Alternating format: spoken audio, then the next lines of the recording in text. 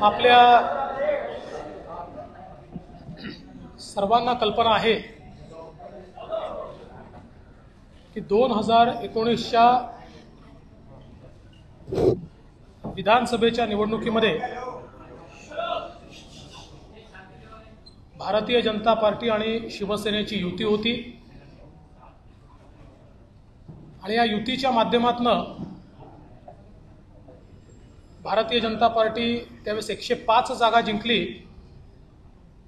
आणि शिवसेना 56 जागा जिंकली। अशा 161 जागा आणि काही अपक्ष असं मिळून जवळजवळ 170 लोक हे त्या ठिकाणी निवडून आले होते आणि साहजिकच ही अपेक्षा होती की भारतीय जनता पार्टी शिवसेना युतीचं सरकार तयार होईल। त्यावेळी माननीय पंतप्रधानांनी सर्वांच्या उपस्थितीमध्ये भारतीय जनता पक्षाचे मुख्यमंत्री बनेल अशा प्रकारची घोषणा देखील केली होती। परंतु दुर्दैवाने त्या निवडणुकीचे निकाल आल्यानंतर तेव्हाचे आमचे मित्र शिवसेना आणि शिवसेनेचे नेते यांनी वेगळा निर्णय घेतला आणि विशेषतः हिंदू हृदय सम्राट शिवसेना प्रमुख बाळासाहेब ठाकरे यांनी आज जन्म ज्यांचा विरोध केला आणि ज्यांनी हिंदुत्वाच्या विचाराचा विरोध केला, स्वातंत्र्यवीर सावरकरांचा विरोध केला, अशा काँग्रेस आणि राष्ट्रवादी काँग्रेस सोबत त्या ठिकाणी युती केली आणि भारतीय जनता पक्षाला बाहेर ठेवलं। हा खरं म्हणजे मॅन्डेटचा अपमान होता। जनतेने वोट हे महाविकास आघाडीला दिले नव्हते, ते भाजप सेना युतीला वोट दिले होते। पण त्या मॅन्डेटचा पूर्णपणे अपमान त्या ठिकाणी झाला आणि महाविकास आघाडी अस्तित्वात आली आणि गेल्या 2.5 वर्षामध्ये महाविकास आघाडीच्या माध्यमातून चालू असलेल्या इन्फ्रास्ट्रक्चरच्या कामांना स्थगिती, कुठल्याही प्रकारची नवीन विकास योजना नाही आणि त्यातच प्रचंड भ्रष्टाचार हा देखील आपल्याला पाहायला मिळाला। महाराष्ट्राच्या इतिहासामध्ये 2 मंत्री हे भ्रष्टाचाराकरता जेलमध्ये जाणं, मनी लॉन्ड्रिंगमध्ये जेलमध्ये जाणं एक अत्यंत आश्चर्याची अशा प्रकारची गोष्ट होती किंवा खेदजनक अशा प्रकारची ही बाब होती। एकीकडे माननीय हिंदू हृदय सम्राट बाळासाहेब ठाकरेंनी सातत्याने देशाचा शत्रू असलेल्या दाऊदचा विरोध केला आणि दुसरीकडे त्याच्याशी संबंधित असलेला म्हणून मंत्री जेलमध्ये जातो तर त्याला मंत्रिपदावरून देखील काढण्यात आलं नाही। आणि एकूणच रोज सावरकरांचा अपमान, रोज हिंदुत्वाचा अपमान। ठीक आहे, शेवटच्या दिवशी संभाजीनगर झालं, पण ते केव्हा झालं? गव्हर्नरचं पत्र आलं त्यानंतर कुठलीच कॅबिनेट घ्यायची नसते। जोपर्यंत विश्वासमत होत नाही तोपर्यंत कॅबिनेट घ्यायची नसते हा नियम आहे। तरीही कॅबिनेट घेऊन मग जाता जाता संभाजीनगर, धाराशिव, दिबा पाटील अशा प्रकारचे निर्णय झाले। ते अर्थात येणाऱ्या सरकारला पुन्हा घ्यावे लागणार आहेत, कारण ते वैध मानले जाणार नाही, पण त्याला आमचं समर्थनच आहे। मात्र अशा या सगळ्या परिस्थितीमध्ये माननीय श्री एकनाथराव शिंदे हे शिवसेनेचे गटनेते आहेत आणि शिवसेनेच्या आमदारांची एक मोठी कुचंबणा झाली की ज्यांच्याशी लढलो आणि उद्या त्यांच्याशीच लढायचं आहे आणि त्यांच्यासोबत जायचं आणि उद्या हिंदुत्वावर मतं मागायचे कसे, उद्या आम्ही कशाच्या भरोश्यावर बोलायचं, रोज अपमान होत असेल तर आम्ही कशाच्या भरोश्यावर लढायचं. आमच्याच मतदारसंघामध्ये आमचे हारलेले विरोधक यांना रोज निधी दिला जात असेल तर कशाच्या भरोश्यावर लढायचं. अशा प्रकारचा विषय लक्षात झाल्यानंतर या सर्वांनी निर्णय घेतला की काँग्रेस राष्ट्रवादी सोबतची युती तोडा. ज्या युतीमध्ये आपण निवडून आलो ती युती ठीक आहे, ती आम्हाला मान्य आहे, पण काँग्रेस राष्ट्रवादी सोबत आम्ही राहायला तयार नाही.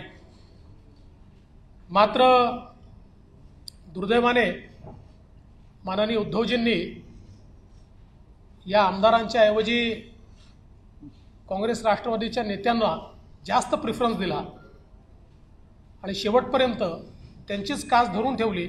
अर्थात तो त्यांचा अंतर्गत प्रश्न आहे, मी त्याच्यावर बोलणार नाही. आणि म्हणून या सगळ्या परिस्थितीमध्ये आज ज्यावेळी हे सरकार गेलं, माननीय उद्धवजींनी या ठिकाणी राजीनामा दिला, त्यानंतर महाराष्ट्राला एक अल्टरनेट गव्हर्नमेंट देण्याची आवश्यकता होती. वारंवार गेले 2.5 वर्ष मी आपल्याला सांगत होतो असं सरकार चालत नाही, हे कधीही पडेल. आणि त्याच वेळेस मी सांगायचो, आपण विचारायचे मला की सरकार पडलं तर निवडणुका होतील का. त्यावेळेस मी आपल्याला सांगायचो की सरकार पडलं तर आम्ही अल्टरनेट गव्हर्नमेंट देऊ, लोकांच्या डोक्यावर निवडणुका आत्ता आम्ही लादणार नाही. आणि म्हणून आज श्री एकनाथराव शिंदे यांच्या नेतृत्वामध्ये शिवसेनेचा विधिमंडळ गट, भारतीय जनता पक्षाचा विधिमंडळ गट आणि 16 अपक्ष आणि छोटे रजिस्टर्ड पक्षाचे आमदार असा एक मोठा गट हा सोबत आलेला आहे. अजून काही लोक येत आहेत. या सगळ्यांचे पत्र आज आम्ही गव्हर्नरला दिले आहेत. भारतीय जनता पक्षाने हा निर्णय केला की आम्ही सत्तेच्या पाठीमागे नाही आहोत, कुठल्या तरी मुख्यमंत्री पदाकरता आम्ही काम करत नाही आहोत. ही तत्वांची लढाई आहे, ही हिंदुत्वाची लढाई आहे, ही विचारांची लढाई आहे. आणि म्हणून भारतीय जनता पक्षाने हा निर्णय केला की श्री एकनाथ शिंदे साहेब यांना भारतीय जनता पार्टी समर्थन देईल आणि श्री एकनाथ शिंदे हे मुख्यमंत्री होतील.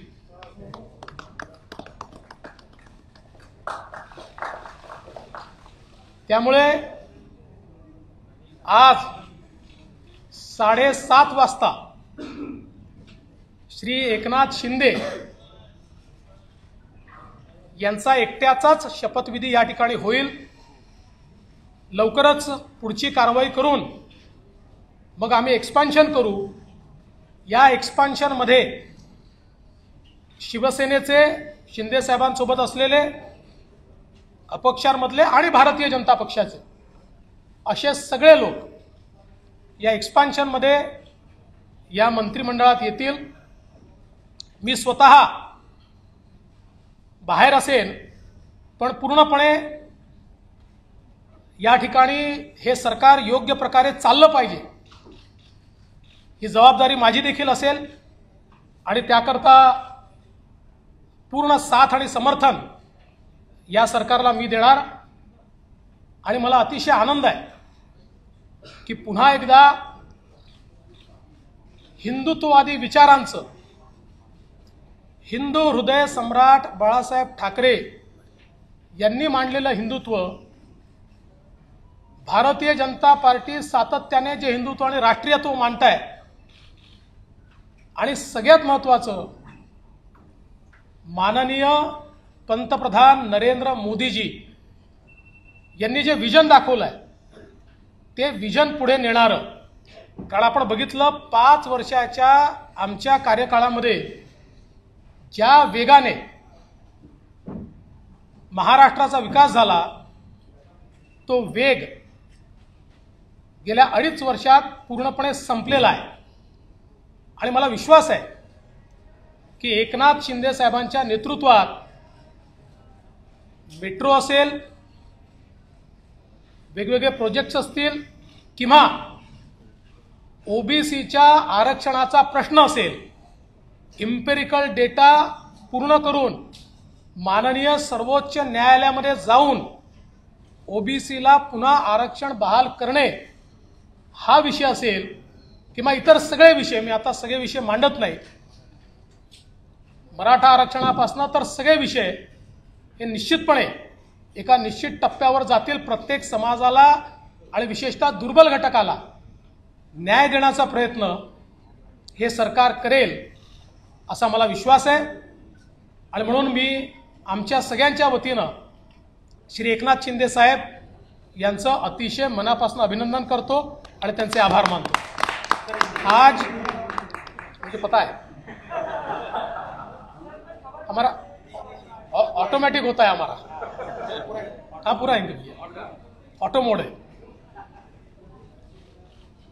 वैसे खबर तो चली गई मराठी में अभी खबर गई लेकिन गहराई लाओ. जी जी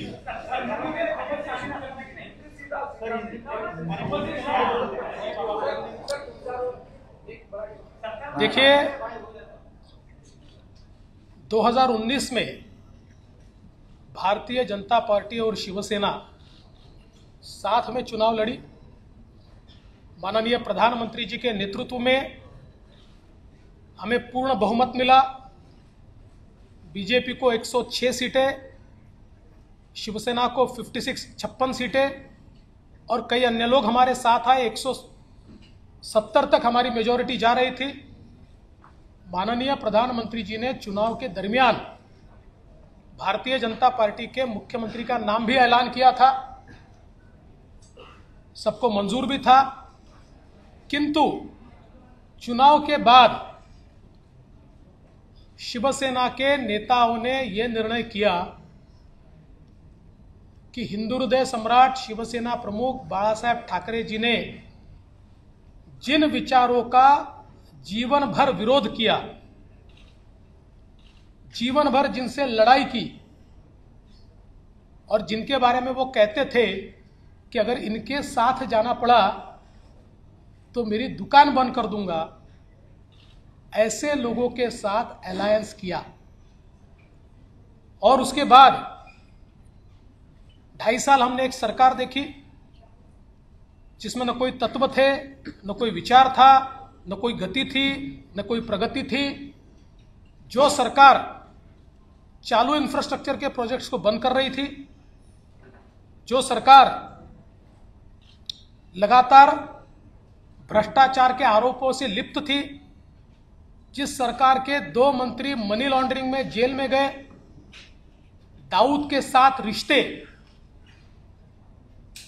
इसका आरोप मंत्री पर लगा, बावजूद उसके जेल में जाने के बाद भी उनको मंत्रिमंडल से हटाया नहीं गया. तो एक प्रकार से पथभ्रष्ट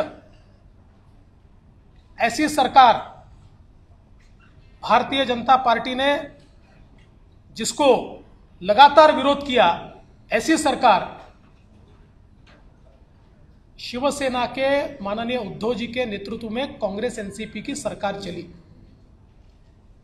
और इस सरकार के चलते शिवसेना के विधायकों में बड़ा रोष था. उनको लगता था वापस वोट मांगने जाना है और आज तक जो बातें कही उसके विरोध में काम हो रहा है. जिनके खिलाफ जिंदगी भर लड़े उनके साथ बैठे, वोट कैसे मांगेंगे. साथ ही में उनकी कॉन्स्टिट्यूएंसी में उनके खिलाफ जो हारा उसको पैसा मिलता था, फंड्स मिलते थे, और ये सारी चीज़ों से एक बड़ा अनरेस था. और उसके चलते श्री एकनाथ शिंदे जी के नेतृत्व में शिवसेना के विधायकों ने एक ही मांग की कि कांग्रेस एनसीपी के साथ हम नहीं रह सकते और ये गठबंधन तोड़ा जाए. किंतु उनकी मांग मंजूर नहीं हुई. माननीय उद्धव जी ने हिंदुत्व छोड़ दिया, विचारों को छोड़ दिया और अपने विधायकों से ज्यादा कांग्रेस और एनसीपी की बात दिल को लगाकर रखी और उन्हें ही महत्व दिया। इसके चलते इन विधायकों ने अपनी आवाज बुलंद की। मैं इसको बगावत नहीं कहूंगा, ये आवाज बुलंद की और आवाज बुलंद करके इन विधायकों ने ये कहा कि आप बाहर निकलिए, नहीं तो हम इनके साथ नहीं रहेंगे। और ऐसे समय जब सरकार के पास बहुमत नहीं रहा और मुख्यमंत्री जी ने इस्तीफा दिया, तो हम ये लगातार पिछले 2.5 साल में कहते थे कि अंतर्विरोध से भरी हुई सरकार है, ऐसी सरकारें चलती नहीं है और ये सरकार जब गिरेगी तो एक अल्टरनेट गवर्नमेंट हम देंगे, हम महाराष्ट्र पर चुनाव नहीं ला देंगे। इसलिए एकनाथ शिंदे जी के साथ शिवसेना जो है, शिवसेना के नेता के रूप में आज उन्होंने मुख्यमंत्री पद के लिए अपना क्लेम माननीय राज्यपाल जी को दिया। भारतीय जनता पार्टी के हमारे गुट ने उनको पूरा समर्थन दिया। हमारे 106 और उसके साथ साथ उनके साथ और हमारे साथ जो इंडिपेंडेंट्स और छोटी पार्टियां हैं, इन सभी के समर्थन का पत्र आज हमने सौंपा है और गवर्नर साहब ने श्री एकनाथ शिंदे जी को 7:30 बजे शपथ के लिए न्योता दिया है। आज केवल एक ही शपथ होगी श्री एकनाथ शिंदे जी की और फिर हम लोग सारी कार्रवाई करके उसका एक्सपांशन करेंगे। एक्सपांशन के समय शिवसेना के जो विधायक उनके साथ है, इंडिपेंडेंट्स है, हमारे 106 विधायक हैं, इनमें से जो ज्येष्ठ वरिष्ठ लोग हैं जो हमारी पार्टी तय करेगी या उनकी पार्टी तय करेगी, ऐसे लोगों को मौका दिया जाएगा और मंत्रिमंडल का एक्सपांशन किया जाएगा। मैं इस सरकार को पूरे तरीके से सहयोग करूंगा, मैं सरकार के बाहर रहूंगा और इस सरकार को सफल बनाने हेतु जो जो चीज करना आवश्यक है, ऐसी सारी चीजें हम मिलकर करेंगे। मेरा विश्वास है आदरणीय प्रधानमंत्री मोदी जी ने जो विकास का एक नया पर्व शुरू किया है, उस विकास के पर्व को 2.5 साल का जो ब्रेक लगा था वो ब्रेक निकलेगा और फिर से महाराष्ट्र की प्रगति की एक्सप्रेस ये तेजी के साथ भागेगी और उसके लिए मैं श्री एकनाथ शिंदे जी को बहुत बहुत बधाई देता हूं।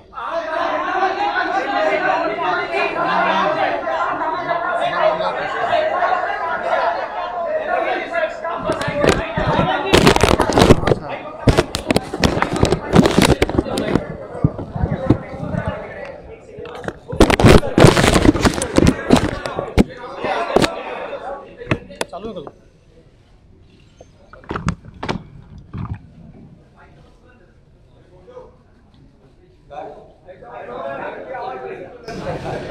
अरे बरेच दिवस बाहेर आहेत आपलं.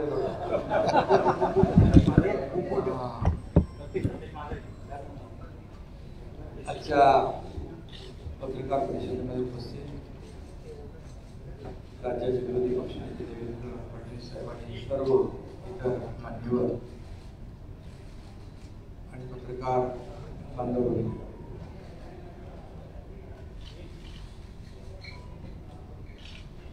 खऱ्या अर्थाने आज आम्ही जो निर्णय घेतला त्या बाबतीमध्ये आपल्या सगळ्यांना माहिती आहे. मी वारंवार आपल्याशी बोललेलो आहे की बाळासाहेबांचं हिंदुत्व, त्यांची भूमिका आणि जे आमदार आहेत त्यांच्या मतदारसंघातील विकास कामं आणि राज्याचा विकास हा अजेंडा घेऊन आम्ही पुढे निघालेलो आहोत. आणि शिवसेना पक्ष म्हणून जी काही कायदेशीर प्रक्रिया जी आहे, नियम आहे, 2/3 मेजॉरिटी आहे, त्यापेक्षा जास्तीचे आमदार आणि सहयोगी आणि अपक्ष आमदार असे जवळपास 50 आमदार आज आम्ही एकत्र आहोत. गेले काही दिवस एकत्र आहोत. एक वैचारिक भूमिका, एक राज्याचा विकास आणि जे काही 2.5 वर्षापूर्वी घडलं ते आपल्या सगळ्यांना माहित आहे. फडणवीस साहेबांनी त्या बाबतीमध्ये भाष्य केलेलं आहे. गेल्या काही काळामध्ये आम्ही मुख्यमंत्री महोदयांना, आमदारांनी देखील आपल्या मतदारसंघातल्या समस्या असतील, विकास प्रकल्प असतील, अडचणी असतील, या बाबतीमध्ये वारंवार माहिती दिली आणि ग्रावाची दुरुस्ती याची मागणी देखील केली. मी देखील अनेक वेळा त्यांच्याबरोबर चर्चा केली. जी काय आपली नैसर्गिक युती होती, आपण एकत्र निवडणुका लढवल्या आणि त्यानंतर महाविकास आघाडी स्थापन झाली. परंतु त्या बाबतीमध्ये आमदारांमध्ये असलेली जी काही नाराजी होती आणि मतदारसंघामधले जे प्रश्न किंवा पुढच्या निवडणुकीमध्ये निवडणूक लढवणे किंवा जिंकणे यामध्ये देखील येणाऱ्या अडचणी हे सगळं लक्षात घेऊन आणि कुणाला काहीतरी पाहिजे, कुणाला काही मंत्रीपद पाहिजे किंवा आणखी काही वैयक्तिक स्वार्थ असा कुठलाही मनामध्ये न ठेवता आतापर्यंतच्या महाराष्ट्रातल्या घटना आपण जर पाहिल्या तर अपोजिशन म्हणून आपण रुलिंगकडे जात असतो. परंतु हे जे काही घटना आहे ते रुलिंग कडून अपोजिशनकडे जाण्याचा एक प्रकारचा, तसं बघितलं तर तशी घटना आहे. कारण मी देखील मंत्री होतो, नगरविकास मंत्री, आणि माझ्यासोबत देखील अन्य मंत्री या मंत्रिमंडळाने काम करत होते. परंतु राज्याच्या हिताच्या दृष्टीने, भविष्याच्या दृष्टीने जे काही घडत होतं,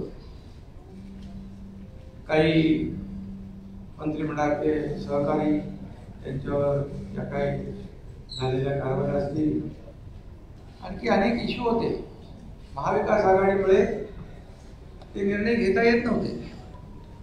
आता काही आम्ही जेव्हा एक बाळासाहेबांची वैचारिक भूमिका घेऊन पुढे गेलो हिंदुत्वाची, त्यास काही निर्णय झालेले आहेत, त्याचं स्वागतच आम्ही केलेलं आहे. परंतु हे सगळे पूर्वीच आपण करायला पाहिजे होते. परंतु महाविकास आघाडीमुळे काही मर्यादा असू शकतील. पण हे सगळं होत असताना आपल्याला माहित आहे की 50 आमदार म्हणजे 40-39 आणि बाकी 50 आमदार जेव्हा वेगळी भूमिका घेतात, याचा अर्थ, त्याचं कारण, त्याचं आत्मपरीक्षण करण्याची आवश्यकता होती. कारण एखादा ग्रामपंचायत सदस्य किंवा नगरसेवक देखील आजच्या काळामध्ये अशा प्रकारचं पाऊल उचलताना आपल्याला दिसत नाही. मग एवढ्या मोठ्या प्रमाणावर हे 50 लोक एकत्र येतात. आणि मला तर काय, मी नगरविकास मंत्री होतो, मला ज्या काही अडचणी होत्या त्या बाजूला राहू द्या. परंतु हे जे आमदार आहेत त्यांच्या मतदारसंघातले जे प्रश्न, इश्यू, समस्या, या सगळ्या त्यांनी मला सांगितल्यानंतर, आणि त्यांनी मला सांगितलं की आपल्याला आपण 3, 4, 5 वेळा प्रयत्न केला, परंतु दुर्दैवाने त्याच्यामध्ये यश मिळालं नाही. आणि म्हणून हा निर्णय घ्यावा लागला. आणि तो निर्णय आम्ही घेतला राज्याच्या हितासाठी, महाराष्ट्रातल्या जनतेच्या मनामध्ये असलेल्या अपेक्षा. आणि म्हणून आज त्या निर्णयाबरोबर देवेंद्र फडणवीस साहेबांनी जो निर्णय घेतला, आज भारतीय जनता पक्षाकडे जवळपास 106 आणि इतर अपक्ष जवळपास 120चा आकडा संख्याबळ त्यांच्याकडे आहे. असं असताना देखील खरं म्हणजे मुख्यमंत्री पद तेही घेऊ शकले असते संख्याबळानुसार, परंतु त्यांनी मनाचा मोठेपणा दाखवून बाळासाहेबांच्या शिवसैनिकाला या ठिकाणी पाठिंबा दिला. त्याबद्दल त्यांना मनापासून मी त्यांनी जे मोठं मन दाखवलं त्याबद्दल मी आदरणीय पंतप्रधान महोदय मोदी साहेब असतील, त्याचबरोबर गृहमंत्री अमितजी शहा साहेब आहेत, देवेंद्रजी आहेत आणि त्यांचे सर्व सहकारी इकडे बसलेले, त्यांचं मनापासून मी खऱ्या अर्थाने आभार मानतो, त्यांना मनापासून धन्यवाद देतो. एक ऐतिहासिक घटना आहे. हे कुणाला तर काहीतरी पद पाहिजे, मंत्रीपद पाहिजे, मुख्यमंत्री पद पाहिजे असं काही नाही. मी देखील कुठलीच अपेक्षा केली नव्हती, परंतु जे काय घडलेलं आहे हे वास्तव आपल्या समोर आहे. जी काय अपेक्षा या राज्यातल्या जनतेची आहे ती अपेक्षा पूर्ण करण्यासाठी दिवस रात्र आम्ही सगळेजण मिळून एक करू आणि राज्याला विकासाकडे नेण्याचं काम नक्की केलं जाईल. देवेंद्रजी आमच्या पाठीशी आहेत, पण ते म्हणजे एवढा मोठ्या मनाचा माणूस आपण पाहू शकत नाही, मिळणार नाही. ते मंत्रिमंडळात नसले तरी सुद्धा ते त्यांनी सांगितलंय की या राज्याच्या विकासासाठी ते आमच्या सगळ्यांच्या सोबत आहे. हा त्यांचा मनाचा मोठेपणा आहे. आणि आजकालच्या राजकारणामध्ये काय मिळेल हे आपण प्रत्येक जण पाहत असतो, परंतु मिळत असताना, घेऊ शकत असताना ते दुसऱ्याला देण्याची जी काही त्या ठिकाणी उदारता दाखवली, अशी उदाहरणं फार आजकालच्या याच्यामध्ये दुर्मिळ आहे. एवढंच मी या प्रसंगी सांगतो. बाकी मी पुन्हा एकदा मनापासून सगळ्यांना धन्यवाद देतो. माझ्याबरोबर जे 39 शिवसेनेचे आणि 11 असे 50 जे आमदार आहेत ते देखील, त्याच्यामध्ये काही मंत्री आहेत आणि आपापल्या मतदार क्षेत्रामध्ये ते देखील ताकदवान आमदार आहेत. असं असताना एकीकडे सत्ता अपक्ष, एकीकडे खूप मोठे मोठे नेते आणि दुसरीकडे एकनाथ शिंदे सारखा एक छोटा कार्यकर्ता, याच्यावर विश्वास ठेवणं आजकालच्या काळामध्ये फार कठीण आहे. परंतु या सर्व 50 आमदारांनी जी लढाई या ठिकाणी लढलेली आहे, जे एक वैचारिक भूमिका घेऊन, बाळासाहेबांच्या हिंदुत्वाची भूमिका घेऊन, किंबहुना आमचे धर्मवीर आनंदगिरी दिघे साहेबांची जी काही शिकवण आहे आम्हाला, जिथे अन्याय होतो तिथे आवाज उचलणं आणि अन्यायाला वाचा फोडणं, हे करण्याचं काम या 50 आमदारांनी केलेलं आहे. त्यामध्ये माझे काही सहकारी मंत्री आहेत, त्यांना मी खऱ्या अर्थाने मनापासून धन्यवाद देतो. कारण तीच खरी ताकद आज हा इतिहास घडवू शकलेली आहे. आणि म्हणून त्यांनी जो माझ्यावर विश्वास दाखवलाय, त्या विश्वासाला कदापि तडा माझ्याकडून जाऊ दिला जाणार नाही. आणि जे काही त्यांना यापूर्वी आलेले अनुभव आहेत त्याची पुनरावृत्ती देखील होणार नाही, अशा प्रकारची ग्वाही या ठिकाणी देतो.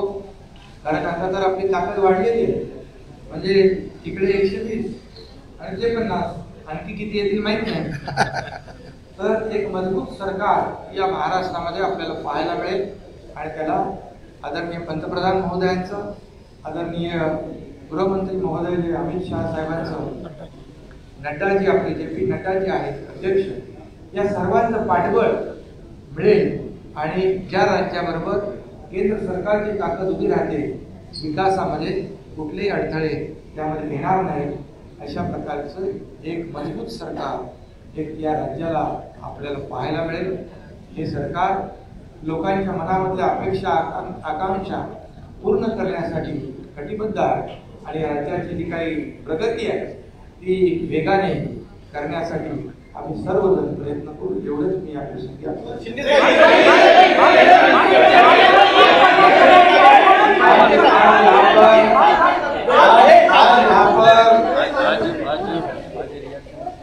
आज यहाँ पर मैं सभी लोगों का तहे दिल से स्वागत करता हूँ। देवेंद्र जी फडणवीस साहब यहाँ है, उनके सभी सहयोगी हैं, उनको भी मैं धन्यवाद देता हूँ और आप सभी लोगों का मैं स्वागत करता हूँ। शिवसेना के 40 विधायक और इंडिपेंडेंट जो है, ऐसे कुल मिलाकर 50 विधायक जो है वो आज हम लोग सब एक साथ हैं। आप सब लोग जानते हो, पिछले कई दिनों से हम लोग आपसे भी बातचीत कर रहे, लगातार हम लोगों ने हमारे शिवसेना प्रमुख बाला साहेब ठाकरे जी की हिंदुत्व की जो भूमिका है, उनके जो विचार है, हमारे धर्म में आनंद जी के सामने जो हमें सीख दी है, ये इसको आगे हम लोग बढ़ाने की कोशिश कर रहे हैं। हमें कोई स्वार्थ नहीं है, हमें कुछ पद की लालसा नहीं। मैंने तो पहले जाहिर किया था, मैं ऐसा जो कर रहा हूँ ये मुझे किसी चीज की आवश्यकता भी नहीं है। लेकिन जब लोग अभी तक की कई घटनाएं आप लोगों ने देखी है कि अपोजिशन में से रूलिंग की तरफ लोग जाते हैं, लेकिन हम लोग रूलिंग में थे, रूलिंग पार्टी में थे, सत्ता पक्ष में थे।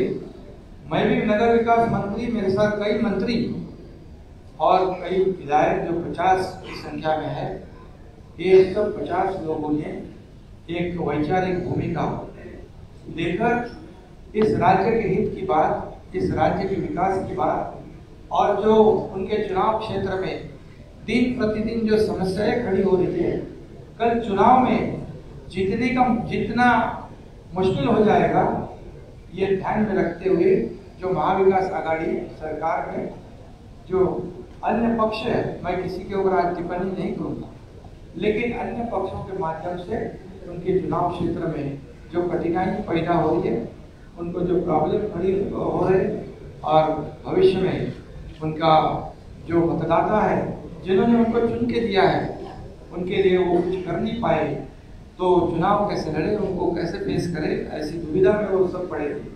और उन्होंने मुझे कहा कि हम लोग ने बार बार कोशिश की कि इसके साथ ये इसमें करेक्शन हो जाए। जो हम लोग पहले अलायंस में चुनाव लड़े थे, शिवसेना और भारतीय जनता पार्टी, ये नेचुरल अलायंस है, तो नेचुरल अलायंस के खिलाफ होकर हम लोग ने महाविकास आघाड़ी में है। अब कुछ करेक्शन हो जाए तो ठीक हो जाएगा और दोनों विचारधारा वाली पार्टी जो है इस राज्य का विकास करेगी। लेकिन हम लोगों ने कोशिश की, मैंने भी कोशिश की, लेकिन हमें सफलता नहीं मिली, दुर्भाग्य से। और इसलिए ये जो कदम उठाया है, ये किसी को मंत्री या किसी, क्योंकि मंत्री हम लोग थे, किसी को कुछ पाने के लिए ऐसा नहीं हुआ। ये निर्णय जो हुआ एक आइडियोलॉजी की बात है, ये बाला साहब ठाकरे जी की हिंदुत्व की बात है और इस राज्य के विकास की बात है, जिसे हम एजेंडा ये आगे लेके जा रहे थे। और आज मैं धन्यवाद दूंगा, देवेंद्र जी ने अभी यहाँ पर कहा कि हम लोग बाला साहब ठाकरे जी के शिव सैनिक को समर्थन दे रहे, ये उनके दिल का बहुत बड़प्पन है। ऐसा कभी कोई करता नहीं, जिसके पास 120 विधायक है, जिसके पास 120 विधायक होने के बावजूद ऐसा कोई ग्राम पंचायत और नगर सेवक का पद भी नहीं छोड़ता है। ये तो मुख्यमंत्री पद है और ये आज उन्होंने शिवसेना प्रमुख बाला साहब ठाकरे जी के सैनिक को एक सपोर्ट किया है। इसलिए मैं आदरणीय पंतप्रधान नरेंद्र जी मोदी साहब को धन्यवाद देता हूँ, उनका आभार मानता हूँ। वैसे ही मैं गृह मंत्री अमित जी शाह साहब को भी धन्यवाद देता हूँ, उनका आभार व्यक्त करता हूँ। जेपी नड्डा के अध्यक्ष, उनका भी धन्यवाद। और खास करके मैं देवेंद्र जी को धन्यवाद देना चाहता हूँ, क्योंकि वो खुद भी इस पद को प्राप्त कर सकते थे, लेकिन उन्होंने कहा है मैं भले मंत्रिमंडल में नहीं, लेकिन मैं इस राज्य के विकास के लिए सरकार के साथ हूँ। ऐसा जो इस राज्य में नहीं बल्कि देश में ऐसी मिसाल एक मिसाल होगी। और आज के जमाने में ऐसा करना मुझे नहीं लगता ऐसा कोई कर सकता है, और इसलिए मैं उनको धन्यवाद देता हूँ। उनके सभी सहयोगी जो है उनको भी धन्यवाद देता हूँ। इतना ही मैं कहूँगा, जो विश्वास भारतीय जनता पार्टी ने हमारे जो 50 विधायक है उनके ऊपर जताया है, आदरणीय पंतप्रधान महोदय जी ने, आदरणीय केंद्रीय गृह मंत्री महोदय जी ने, भारतीय जनता पार्टी के अध्यक्ष उन्होंने जो विश्वास जताया है उसको निश्चित रूप से हम लोग सार्थ करने की कोशिश करेंगे। और जो 40 और 10-50 विधायक जो है उनके बलबूते पर ये हम लोग यहाँ तक लड़ाई लड़ी है, एक वैचारिक लड़ाई है। और उनको भी मैं धन्यवाद दूंगा कि एक तरफ पूरी सत्ता है, एक तरफ पूरी सरकार है, एक तरफ बड़े बड़े नेता है। मैं तो उनके सामने एक छोटा कार्यकर्ता के रूप में मैं अपने आप को समझता हूँ, लेकिन 50 लोगों ने मुझ पर जो विश्वास और जो भरोसा जताया है उसे कभी भी मैं बिल्कुल तोड़ूंगा नहीं, उस पर खरोच भी नहीं मैं आने दूंगा। और उनको पहले जो अनुभव आया है पिछले 2.5 साल में उसकी पुनरावृत्ति नहीं होगी, इसकी भी मैं पूरी तरह खबरदारी लूंगा। इतना मैं कहूँगा। और राज्य को आगे बढ़ाने के लिए जो भी करना है विकास के लिए हम सब, आप लेकिन हमारे साथ रहिए। एक मिनिट पहिले सगळ्यात पहिल्यांदा आपल्या माध्यमातून मी आमच्या तमाम कार्यकर्त्यांना विनंती करणार आहे, पाऊस खूप आहे, मांडव टाकलेला नाही आहे, कोणाला निमंत्रण जाऊ शकत नाही आहे, त्यामुळे छोटा शपथविधी सोहळा होत असल्यामुळे सगळ्या कार्यकर्त्यांची मी माफी देखील मागतो। भाजपचे असतील, एकनाथजींसोबत असलेले शिवसेनेचे असतील, की कोणालाही प्रवेश या ठिकाणी मिळणार नाही, त्यामुळे कोणी इथे येण्याचा प्रयत्न करू नये असंही मी आपल्या माध्यमातून त्या सगळ्यांना विनंती करतो।